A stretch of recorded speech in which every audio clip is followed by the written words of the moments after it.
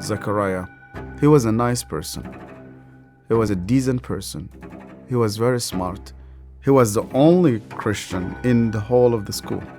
And I hated him. Because I thought as a Muslim, I must be better than him. But he was better than I. We start to beat him every single day that we come to school. And we agreed on that night, we need to kill him. It was dark, it was cold, and we went ahead of him. And we were 5 of us. We climbed a tree and we waited there. And from far away, we saw that a torch coming. And the light became bigger and bigger as it approaches us. And the minute that he just went under the tree, we jumped at him. He was crying, he was screaming, he was shouting. We broke his arm, we broke his leg. He started to bleed. And because he started to scream and begging for help, I put my hand in his mouth so that no noise will come out of him. Similar when you are slaughtering a sheep, it's just shivering, and the others were beating him. I felt very proud. You were actually doing something for Allah. You want to please him. And suddenly, he could no longer breathe, and we could not hear his voice. We left him in the wood between life and death. We went back, you wash yourself, and you pray. And Zechariah never came back. I've never seen him again.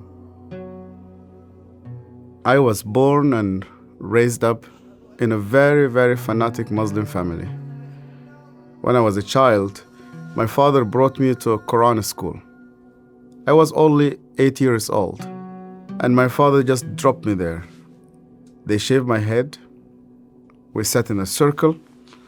The shaykh sat in the middle of this circle, and he has a very long whip. I was forced to memorize the Quran. Every mistake that you do, this whip will just come right in the middle of your head. You're not allowed to cry, because in our culture they tell you men never cry. I was crying every single night. And they told me, you belong to the Islamic Ummah, and that's why you fight for it, you stay loyal to it. I started to hate people, to hate everybody who's not a Muslim. And I especially used to hate the Jews. So I was preparing myself to go and fight for Allah in the jihad. But every night I went to bed, and when we put the light off, I did not know what will happen with me if I die. My cousin was severely sick, and the doctors, they said he's going to die. They gave him only a couple of days. And one day came 2 people. They were Coptic Christians. And one of them wanted to greet me. And then I saw he had a cross. And then I pulled my hand back. I said, well, I'm not going to touch a hand with a cross. And then he said to me, we hear that this child is sick. We would like to pray for him. And only out of politeness, I told them, okay. And they started to speak to God like a person that he speaks to his friend. They said, God, please heal this child. The minute that they said Amen, this child opened his eyes for the first time in 4 weeks. He started to move his hands. He started to speak. He sat down in his bed and he started to walk.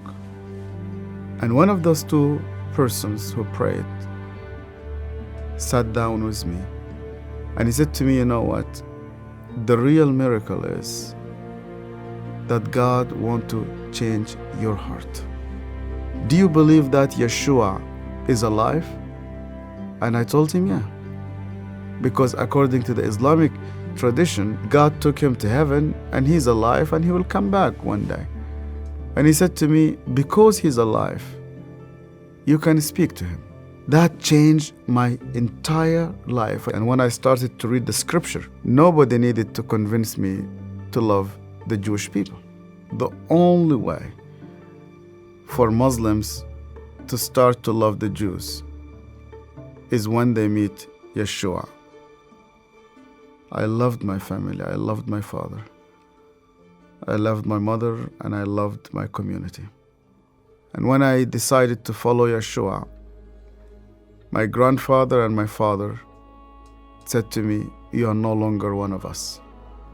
They made a funeral. They invited friends and family. They brought a coffin to the cemetery, and they said, "Our son is dead." To be declared dead with no family, I said to God, "Where are you?" I heard this voice, and this voice told me, "You know that the grave where your name is written, you know that grave is empty. And guess what? My grave is also empty." I went to Egypt for the first time after many years, and I was in a pastoral conference. And one of the Sudanese pastors came to me.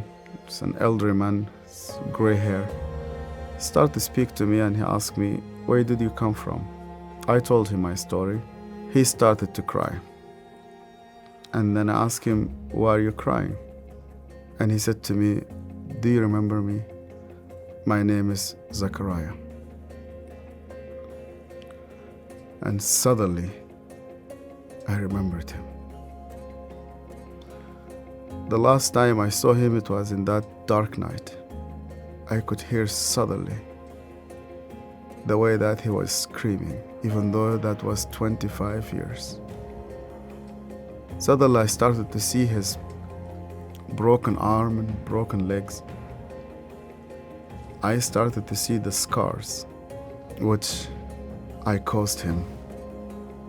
I started to be full of shame. I was a bad person, yeah. I was terrible. So Zachariah looked me straight into the eye again and he said to me, "Yasser, because you hated me so much, I was always praying for you." He opened his Bible, and the minute he opened his Bible, I saw that my name was written in the first page. I hated him. He prayed for me. On that day, God confronted me. He said to me, "Even before you start to think about me, I was thinking about you. To love those who hate you, you need someone whose name is Yeshua."